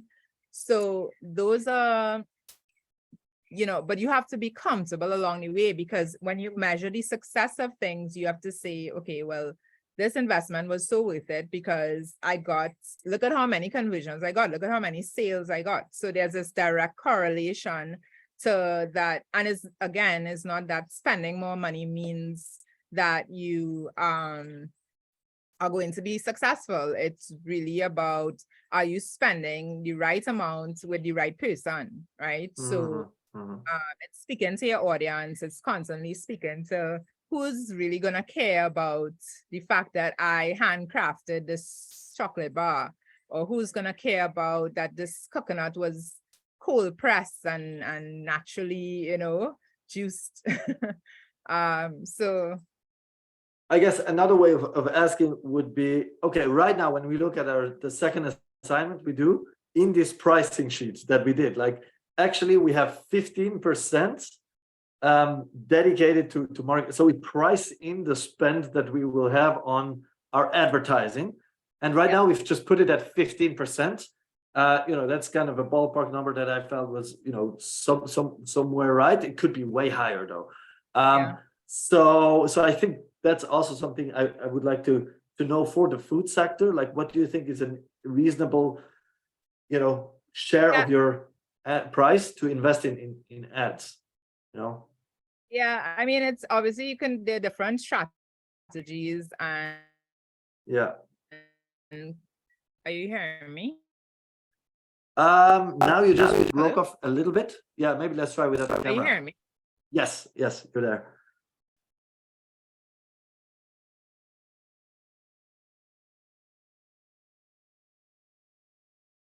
No, now. We might have lost Rachel. Yeah. Okay. I think we had one more question for Helen, and we have like 2 minutes. So maybe we can take that. And then we'll see if Rachel comes back. Question from Helen was, so do you have a roadmap you use to get started with your e-commerce journey? Hi. And that's for Rachel. Yeah, you're back? Okay. I'm back. Yeah, I'm gonna keep off the video. Sorry, I'm in Tobago. Right, we have 1 more minute, or let's say maybe 2 or 3, to answer the question. And we had one question from Helen as well about the roadmap. So do you have a roadmap you use to get started with your e-commerce journey? So that would be perhaps the last question we can take. But I'll let you answer the one about the marketing spend first, because we haven't heard everything. Yeah, so the marketing spend, when I just told myself I'm gonna do $100 US a month. That was my cap. And I literally started there. And then I did it for a short period, and I looked at the conversion Like, okay, I did this 100 US, and the first time I got 3 foreign customers spending like 50 US, less than the 100 US, right? Yeah. However, when I look at the customer now, it was so worth the investment at that. So I think that's the main point, is that you can start small and just, with anything, it's experiment, and you're trying to see, and I think saying that I don't have the technical capabilities to manage this for my company, we're not saying that you have to do that, but an understanding of the why of it is important for you to then transfer that and communicate that to someone who is way more experienced and can manage this for you, right? But when you do that handover and you don't connect the service provider with enough content of your why and your seasonalities and what's going on with your production and all that, then you're gonna always get into problems, because you're kind of working back to front, right? So yeah, that's the reason for, I just find measuring the budget yourself to see the impact initially, and then apply something more if you feel like it's worth it. Yeah. Yep. So Yep. but don't cut Makes it off sense. too soon. I would say at least do it for, really you should do it for a year, apply strategies for a year if you can. I mean, what's it gonna hurt? It's gonna help grow your business. So I mean, it just makes sense. Great. That's very aligned with what Mohammed said. So that's great. Thanks, I Monica. don't. Yeah, go ahead. There's 1 or 2 questions as well. You might see it in the chat. Do you have a roadmap you use to get started with your e-commerce journey? So unfortunately, I was the first online delivery service of greengrocer items. So I literally didn't have a roadmap, because I didn't have a case study or examples of like how this would have worked in my exact markets. So I sort of use my business fundamentals and apply that into a strategy. So I didn't really I studied international relations, so I didn't study business management per se, but I learned over the years. But it's applying that same, whatever is the important sectors for your business. If it's HR, if investing in a strong team, you have a lot of inputs, a lot of people working with your process, then that's a focus for your strategy, for your plan then. Where is the Google ad that's going to get me to that audience? And that's constant goal. How do you get customer, right? The whole saying of build it and they'll come, it doesn't work unless you promote it, right? If they don't know you or they can't see you. And you can have an ad running for a long time, and only after 3 months, people go, oh, this person must be credible because they can afford advertising for 3 months. Like, that's how fickle it could be with a consumer perception of a brand. So sometimes you have to invest early on, and you may not see the return right away, but I would say, again, at least a year, apply some sort of strategy or plan, but map it out yourself. I do have a sort of roadmap now, Helen. It's not like designed out perfectly, but I do have some key things that I know works, and I was able to apply to the other parts of the company. So yeah. And thanks, Let's Monica. let's make sure Helen makes it into the selected seller group, so then you can talk individually, and Rachel can share directly the roadmap. Sorry, you were answering the other question. Go ahead. Rachel? The roadmap. I was done. Yeah, that's, you build out a roadmap. Hello. Yeah, perfect. Yeah, and then there was the other question from Ellen, which was, what is the potential profit in the Excel sheet? So I think you are just referring to the Excel sheet from the second assignment. Yeah, That's a really quick one. Essentially, the potential profit, it's simply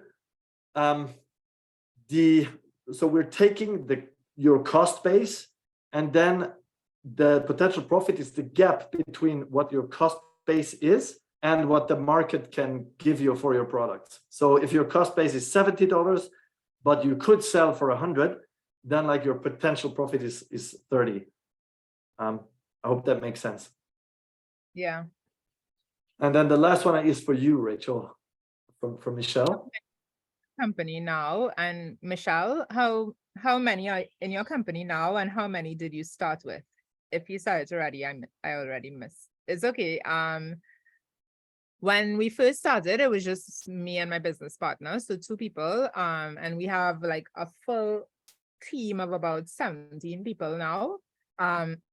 Some are part-time, some are consultants, but in terms of number of people really supporting things happening and me being able to do these type of capacity building exercises to help other entrepreneurs,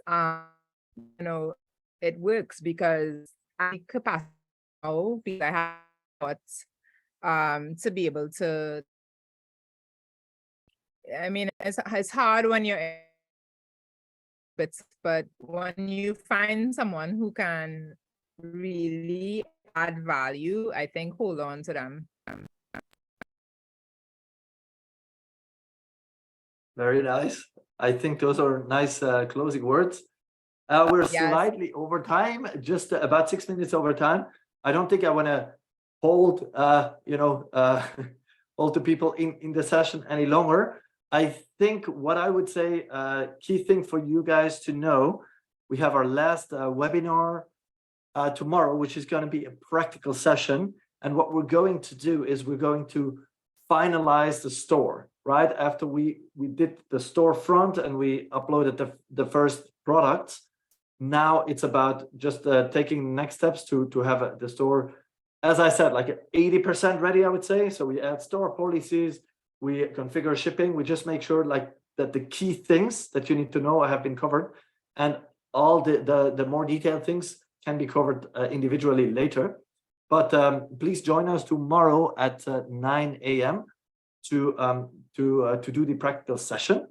I think for me, that's the key thing I wanted to say to end. I want to thank everybody for joining, and maybe Rachel, do you have anything, or Chris, before we let everybody go? Good. I hope people learn stuff. Oh, good. Yeah, we'll see each other tomorrow anyways.